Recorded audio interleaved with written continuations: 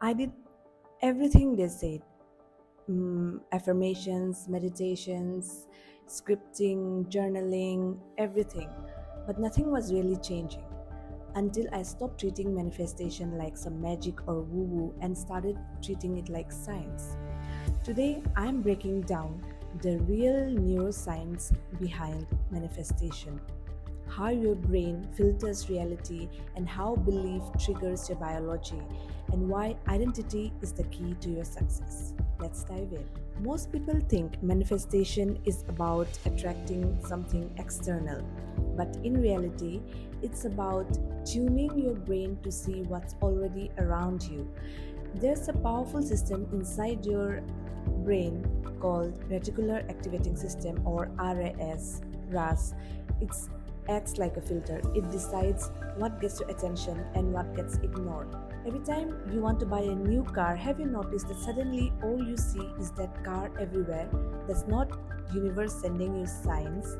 That's your RAS doing its job. This isn't just spiritual language, it's neuroscience. In 1949, scientists Giuseppe Moruzzi and Horace, I hope I'm saying the name correct, discovered that the RAS controls alertness and attention by filtering sensory input based on what the brain seems important. So when you consistently focus on a goal, your brain starts looking for it. You don't manifest what you want, you manifest what you focus on, what you give your attention to. Here's where things get wild. Your beliefs don't just change what you feel, they change your biology. They also change your biology. In 2005, neuroscientist Fabrizio Benedetti studied patterns who were given sugar pills, placebos, but they were told they were receiving painkillers. Guess what? Yes, their brains still release dopamine. They still experience relief. The belief alone caused a psychological response in the brain. This is the placebo effect.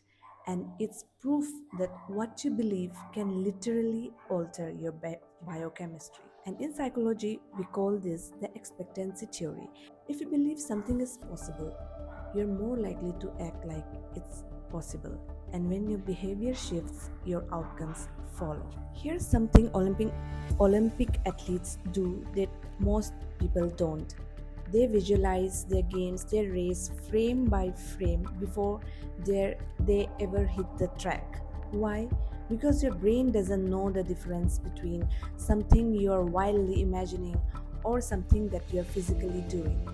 In a Harvard study led by Alvaro Pascual Leon, I hope I'm saying that correctly, researchers found that people who only visualize playing piano improved almost as much as those who physically practice. Their brains rewired just from imagining it.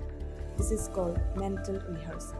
When you visualize success and emotions with detail, you are not fantasizing, you are literally training your brain. So, the next time you visualize, feel it, see it, let your brain believe it's real, because that's how the neural blueprint gets built. Here's the truth no one wants to hear.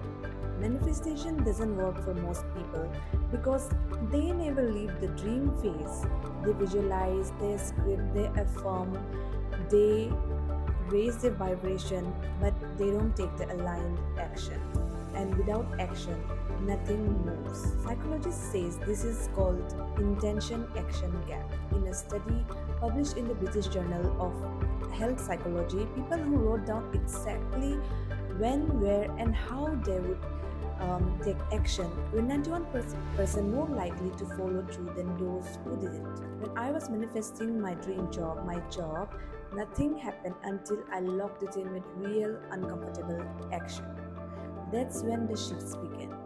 The universe meets you halfway, but only after you start moving. So here's a simple formula: set a clear goal, visualize daily, take one aligned action towards your goal every day, big or small, because action is the bridge between belief and results. As I said, manifestation is not magic or woo woo, but mm, we have to take aligned action towards it. You can't just lay in bed all day, visualize and script, and do nothing about it.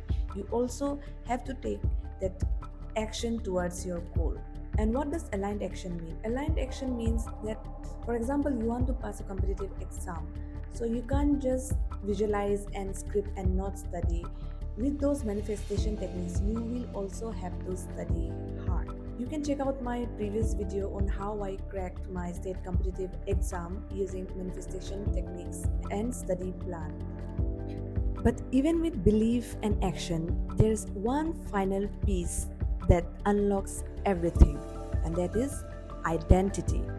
You don't get what you want, you get who you are. If you say you're manifesting success, but deep down you still identify as someone who is broke, who is unlucky, who is unworthy, your subconscious will quietly sabotage your every step. Psychologist Robert Cialdini called this identity consistency. We act in ways that match how we see ourselves, even if those actions hurt us, because we are comfortable in it.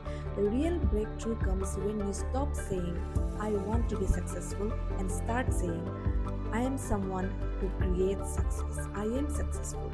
That identity shift changes everything.